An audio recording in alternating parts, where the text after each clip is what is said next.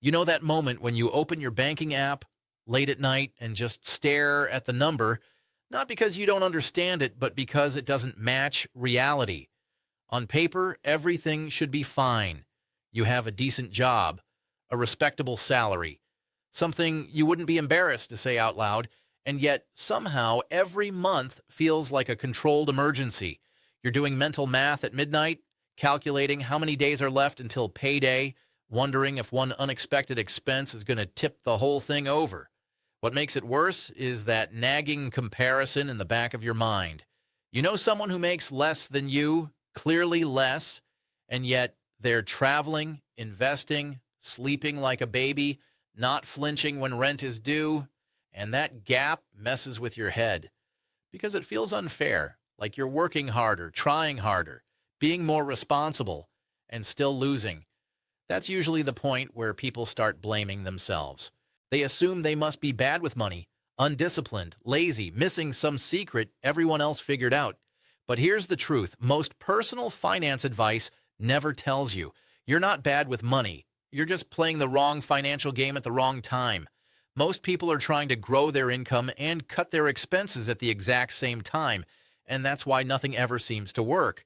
They're skipping vacations to save $50 while staying late at work trying to earn more.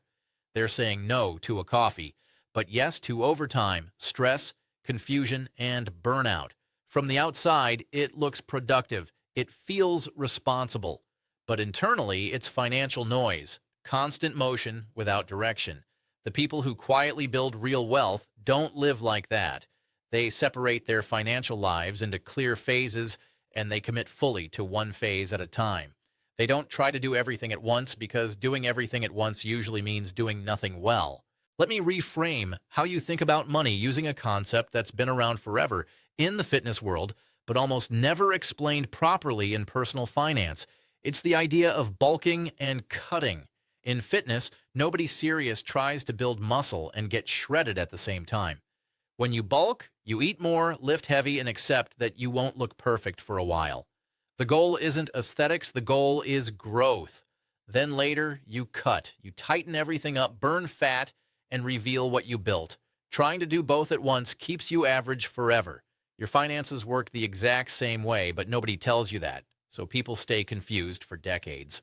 There is a phase in your life when your primary job is to increase your income as aggressively as possible. That's financial bulking.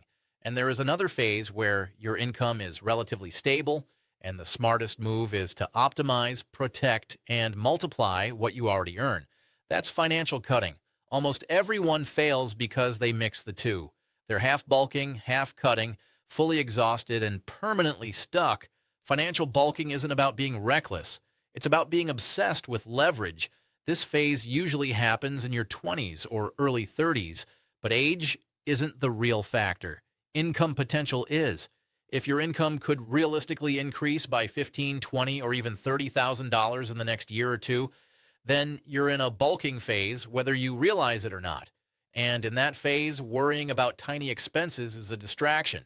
Not because saving is bad, but because your biggest asset isn't your savings account. It's you. When you're bulking financially, your skills, experience, confidence, and positioning in the market matter more than your budget spreadsheet. Every dollar you spend should be judged by one question. Does this increase my future earning power? If the answer is yes, it's probably worth it. If the answer is no, it's probably a waste, even if it looks responsible on the surface. This is the phase where you invest in skills that actually move the needle. Certifications that unlock higher paying roles, tools that let you work faster or better, living closer to opportunity instead of cheaper and isolated, upgrading your setup so your work improves, going to the networking event even though it's uncomfortable, saying yes to projects that stretch you, switching jobs faster than your parents told you was acceptable, and yes, during this phase, your savings rate might look bad. That's not failure. That's the trade-off. People love to shame low savings rates without asking the most important question. Are you building income leverage or not? Someone making $45,000 and saving 5% while aggressively leveling up is often doing better than someone saving 20% but staying stagnant. Because when your income jumps, everything changes permanently. A raise isn't a one-time win. It compounds for decades. 10,000 extra dollars this year isn't just $10,000. It's 10,000 every year after that, multiplied by time. This is where most people get scared because bulking feels uncomfortable. It requires faith in your future self instead of obsession with today's numbers. Spending $3,000 on education or tools to unlock a $10,000 raise feels risky. But that $10,000 doesn't happen once. It happens every year. Over a 30-year career, that single decision can be worth hundreds of thousands of dollars even before investing. That's why playing defense too early keeps people poor. They're protecting a small income instead of growing a big one. The mistake is staying in bulking mode forever. Some people keep chasing the next raise, the next upgrade, the next lifestyle improvement, and they never stop to lock in what they've built. Their income goes up, but their spending rises perfectly alongside it. Bigger apartment, nicer car, more subscriptions, more convenience spending. They're not building wealth, they're inflating their life. That's where financial cutting comes in, and cutting requires a completely different mindset. Financial cutting isn't about growth, it's about efficiency. It's about keeping more of what you earn and making it work for you. This phase usually makes sense when income growth slows down, when promotions get harder, or when you reach a level of comfort where grinding harder isn't worth the trade-off. In this phase, every dollar matters because every dollar saved can be invested, automated, and multiplied. This is when you audit everything: housing, transportation, subscriptions, insurance, food, taxes, not in a miserable way, but in a strategic one. You're no longer asking, can I afford this? You're asking, does this improve my life in proportion to its cost?